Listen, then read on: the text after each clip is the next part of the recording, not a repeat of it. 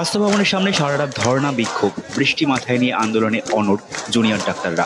Supreme court আন্দোলনকারীদের কাজে ফেরার অনুরোধ করেছিল, কিন্তু সেই সময় পেরিয়ে গেলেও নিজেদের দাবিতে অনড় চিকিৎসকরা। দাবি না মেটা পর্যন্ত অবস্থানে থাকবেন তারা, স্পষ্ট জানিয়েছেন আন্দোলনকারীরা।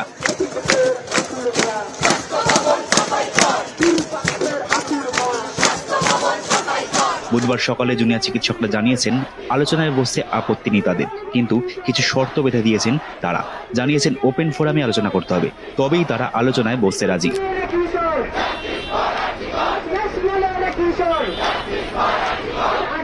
সোমবার চিকিৎসকদের আন্দোলনে মধ্যরাতে যোগ দেন নির্যাতিতার পরিবার।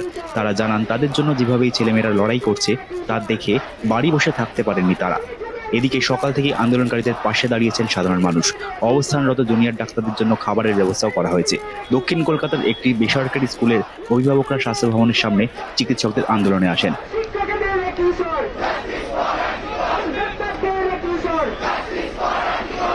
আন্দোলনকারীদের হাতে খাবার তুলে দেন তারা। অন্যদিকে জুনিয়র ডাক্তারদের জন্য স্বাস্থ্য ভবনের সামনে বায়ো টয়লেটের ব্যবস্থাও করা হয়েছে। 5 দফা দাবি নিয়ে আন্দোলন চালাচ্ছিলেন জুনিয়র ডাক্তাররা। মঙ্গলবার তার সঙ্গে যুক্ত হয় আরও 1 দফা। মোট 6 দফা দাবি নিয়ে স্বাস্থ্য ভবনের সামনে অবস্থানে আন্দোলনকারীরা। তাদের দাবি, আরজিকর মেডিকেল কলেজের ধর্ষণ ও খুনের ঘটনায় জড়িত সমস্ত দোষীদের দ্রুত চিহ্নিত করতে হবে।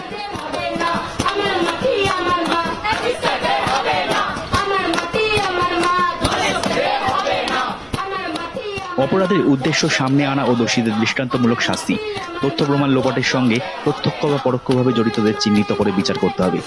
কলকাতা পুলিশ কমিশনার বিনীত গোয়েলকে ইস্তফা দিতে হবে। রাজ্যের সব মেডিকেল কলেজ, হাসপাতাল ও স্বাস্থ্যকেন্দ্রের চিকিৎসক ও চিকিৎসা কর্মীদের নিরাপত্তা সুনিশ্চিত করতে হবে।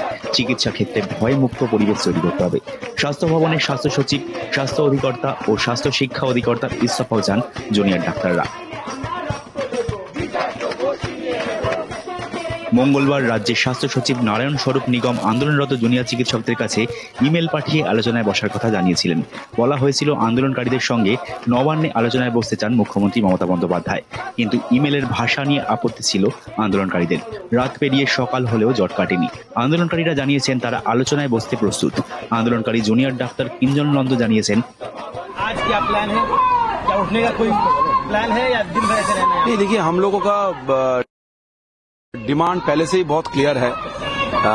जो डिमांड्स है उनको पूरी करना चाहिए।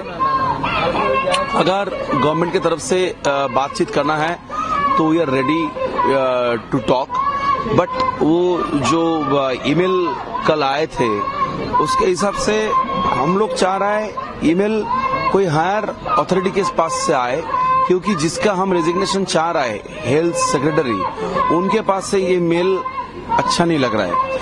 और हम लोग पिछले बार देखे थे जब सीपी का रेजिग्नेशन डेपुटेशन हम लोग दिए थे सीपी को, तो उन्होंने बताया था मैं भी चाह रहा हूं रिजाइन करने के लिए, लेकिन जो मेरे ऊपर है तो वो हमको रिजाइन करने नहीं दे रहा है। तो इसलिए हम लोग सोच रहा है, मतलब हम लोगों का इसलिए ही ये मेल का रिस्पांस ये है कि जब अगर इन लोग खुद से अपना डिसीजन नहीं ले पा रहा है तो इन लोगों के साथ बात करने से क्या फायदा होगा। जो डिसीजन कर सकता है, जो डिसाइड कर सकता है, उनके पास ही बैठना है। तो ये मेल भी हम लोगों को उनके पास से आना चाहिए।